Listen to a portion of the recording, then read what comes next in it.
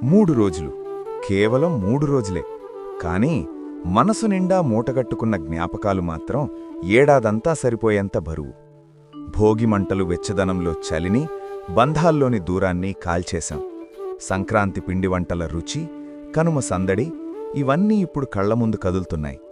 కాని కాలం ఆగదు కదా.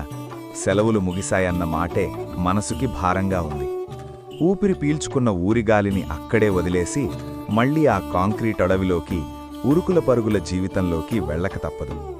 బ్యాగులు సర్దుతుంటే అమ్మ కళ్లల్లో బెంగ, నాన్న చెప్పే జాగ్రత్తలు ఇవే కదా మనల్ని మళ్లీ వెనక్కిలాగే అయస్కాంతాలు.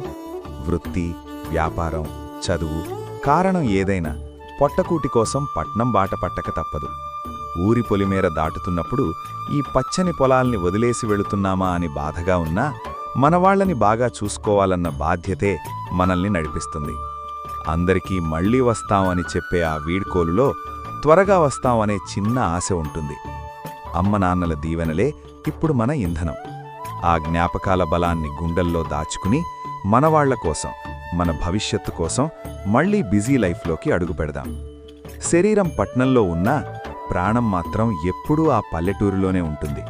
వచ్చే పండగ కోసం, మళ్లీ కలుసుకునే ఆ క్షణం కోసం ఈ ప్రయాణం సాగుతూనే ఉంటుంది.